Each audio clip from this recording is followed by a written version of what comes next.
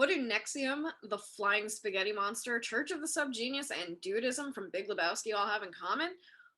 They're all cults. Hi, welcome to the last episode of Creeps. For now, my name is Lindsey. I am one of the reference librarians at Radnor Memorial Library and the resident true crime omnibus. On today's episode, I am bringing you the tale of my favorite cult, Heaven's Gate. Now, mostly known for their mass suicide in 1997 in Rancho Santa Fe, California, Heaven's Gate led kind of an interesting existence that a lot of people seem to overlook when they talk about them. So, in order to see how they kind of ended up where they did, let's take a look at their cult leader first. So, let's start. Cast of characters is very simple today. We have Marshall Herf Applewhite, the cult leader and resident crazy eyes. I mean, look at this guy. And Bonnie Nettles, his crime and culting partner, and Ann Pierce, Marshall's ex-wife. Now, we know a lot about Applewhite, but there's also a lot to unpack. So I'm going to breeze through his formative and part of his adult years because, let's be honest, none of us have that kind of time. Born in Texas in 1931, Marshall Herf Applewhite was born into a religious Presbyterian family. And growing up around it, he eventually went as far as to get a degree in philosophy in 52, and then later a degree in theology in the hopes of becoming a minister. He met his wife, Ann Pierce, and they later married, having 2 kids.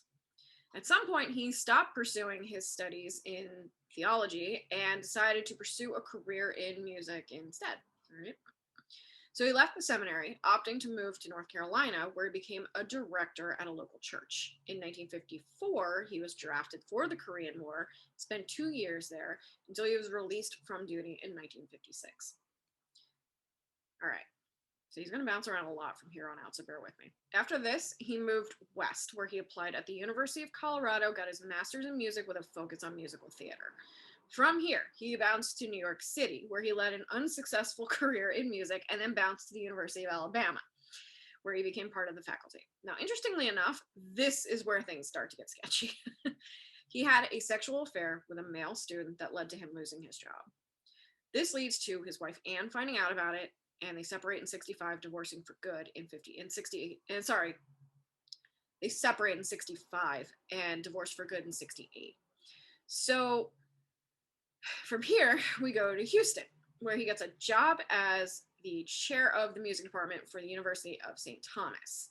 Here, he was actually very well liked by the students, considered a snappy dresser, and was able to be open about his sexuality. He also sang in the Houston Opera and served as a choral director for an Episcopal church in the area. In 1970, he left the university after a failed relationship with a woman, citing depression. According to the sources, a colleague of his said that he was kind of jumbled towards the end of his career there, and it might have been caused by another affair with another male student. Now, because he didn't sit still for very long, Applewhite moved to New Mexico in 1971, opening a vaguely successful deli. It's actually well liked by the locals, but he closed it at some point that same year and then eventually moved back to Houston. Around that time, his father passed away, and he sank deeper into a depression that ended up in severe debt and caused him to borrow from his friends. Now, all of that aside, now we're starting to get to the crazy pants part here. In 1972, he met a woman a few years his senior by the name of Bonnie Nettles. Bonnie was a nurse who studied biblical prophecy and theology. They immediately hit it off, becoming close friends, and for the first part of this, Nettles told Applewhite that she had been told about him by extraterrestrials, and that this proved that he had a divine purpose. So, okay, there's that. On top of that, Marshall was starting to have visions where he was told that he had to become a Jesus-like figure. So, like any well-on-their-way cult, remember, he gets super into astrology and finally began showing signs of schizophrenia. So he and Nettles eventually move in together after she divorces her husband, loses custody of her kids. But oddly enough, it seems that they had a loving and fulfilling, completely platonic relationship. It's been theorized, though, that while she might have aggravated his delusions, she actually was helpful in probably stopping him from further deterioration. So that was kind of good. Together, they opened a bookstore called the Christian Arts Center. They taught classes on mysticism and theosophy. And then they closed it because it wasn't working out that well. They took to traveling to preach about their ideas instead. And after a while of no money and just being lost, they stopped to visit a friend in 1974 who became their first convert.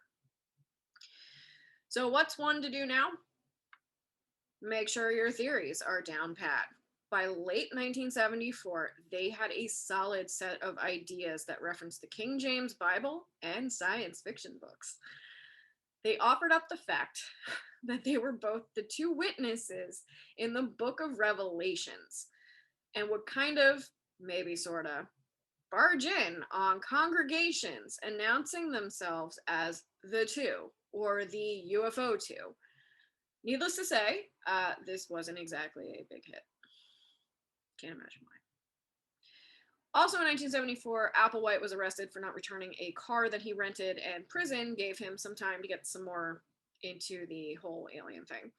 Once he was released, he and Bonnie made it their life goal to contact aliens and find like-minded people like themselves. They made up pamphlets to attract converts, inviting them to be involved in experiments for what would eventually become known as Heaven's Gate. The cult at the time was called Anonymous Sexaholics Celibate Church. I wish I was making this up. When that didn't attract anyone, they changed it to Human Individual Metamorphosis. Yeah. So a little bit of pop culture here. Those of you who are fans of Star Trek might enjoy this next part. Applewhite believed that the TV show, Star Trek, was sending him messages through the dialogue and referred to his aliens through terms used from the show. So probably like Andorian, Klingon, all that fun stuff. And those of you familiar with Ancient Aliens might be pleased to hear that Applewhite was a firm believer in the ancient astronaut theory, which is that aliens had put humans on this Earth, only that they would in the future come back to later take them away. You know, the Greek guy with the crazy hair, the whole aliens thing. Now, in 1975, they had acquired a few more visitors or followers, sorry, after sending out word to California. From there, they took 25 of the 50 to Oregon because we're not. Here, they managed to get another 30 or so members. I have to mention here that New Age was kind of in its infancy at the time, and Applewhite's followers adhered to this idea that personal growth leads to salvation. Being that people were really into this stuff at the time, well into the 80s, and to a point still are, it makes sense that people began to kind of flock to this guy. Applewhite never called it a religion, though. He said religion was inferior to science. So now we're getting pretty culty. Taking about 70 followers with them, they began to pursue a pseudo-nomadic lifestyle. Followers were encouraged to change their names, abstain from materialistic things such as jewelry, facial hair, friends, family, drugs, alcohol, sex, all of the usuals. They stayed in campgrounds, but soon Applewhite started becoming seriously paranoid about imagined assassination attempts. So that whole thing was canceled. In 76, he and Nettles had settled on new names for themselves. Applewhite was Doe, D-O, and Nettles was T, T-I. They cited that these names were absolutely meaningless, but they show up on everything. So they also started communication with their followers almost strictly through their writings or their assistants. They also convinced them, their followers, that they were the only source of truth. But they also encouraged them to come with their problems and seek advice from them. Outsiders might have actually seen this as kind of dictatorial, but most of the followers didn't feel this way. They all said that Applewhite was actually a very calm, kind, fatherly, almost like laid back kind of guy. There weren't any direct commands, only preferences, and it was up to the followers if they wanted to fulfill those or not. So now we're at the end of the 70s here. Bear with me. They come into some money, which allowed them to rent houses across the country. Applewhite and Nettles kept one for themselves, and followers lived in the others. They began something similar to a boot camp that would allow followers to reach what was called the next level.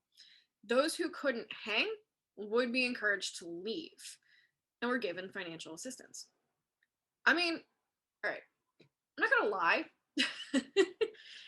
But we all know how this ends. And yeah, he was in fact a cult leader. But honestly, that's kind of like a really sort of unheard of thing for a cult to do. And it was actually kind of nice. Um, yeah, so on top of that, restrictions on material things were lifted around this time, but only to keep um, families from really finding out what the followers were doing. This is known as the placation method, and they were told to tell their family members and friends that they were studying computers at a monastery. Yeah. Mhm. And then 1985, Bonnie Nettles passes away from cancer. Applewhite is devastated, but claims that she had reached the so called next level. His followers support him through this whole thing, and he enacted a stricter policy on those who wanted to reach it as well.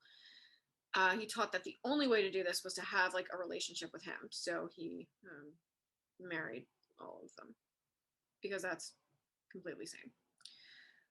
But honestly, I don't think this was some kind of like weird sort of sex thing. So instead, he got deeper into a theory of something called a walk-in, which is when an alien takes possession of your body. From here, he comes to this thing that would ultimately lead to the notoriety the cult would end up with, which is that when you ascend after death, you would be welcomed onto a spaceship with a new body. This only happens every 2 millennia, and it was coming up in the 90s. Applewhite was sure of it.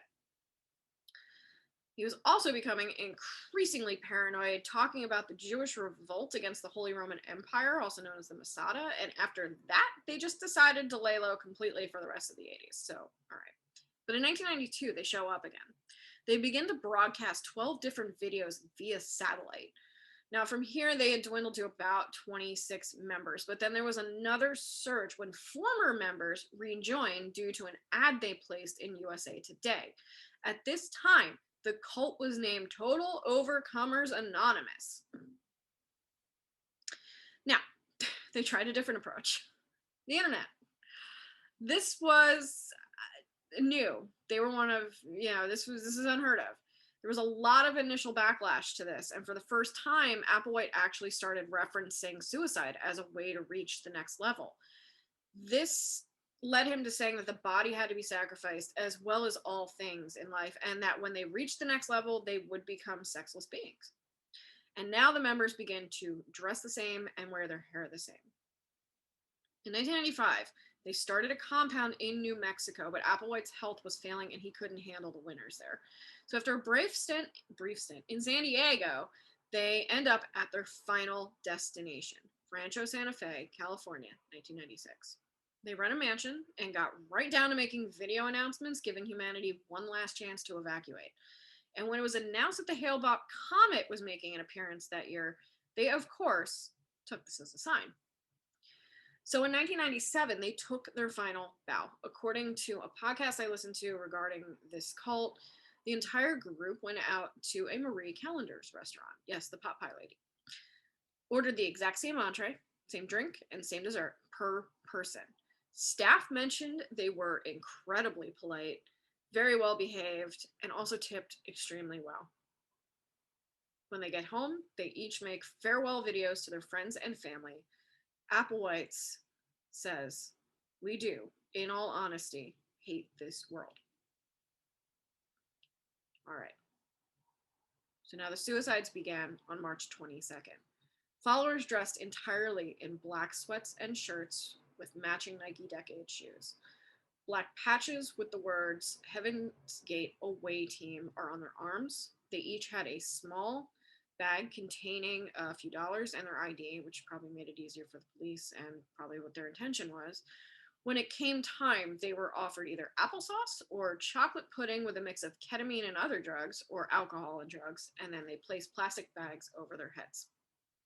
Mind you, these didn't occur all at once. This happened in waves, police think. Applewhite was one of the last 4 to die. He was found in his bed in the master bedroom of the mansion. In all, with one remaining living member to continue, 39 cult members died.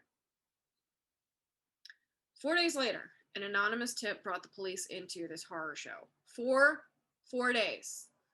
That's That's a really long time for bodies to just kind of hang out. I can't imagine the smell, honestly. If you were around in 97 and remember seeing which I was, and I remember seeing this on the news, there was police walkthrough video of the mansion where they showed the bunk beds where members had died. It's wild.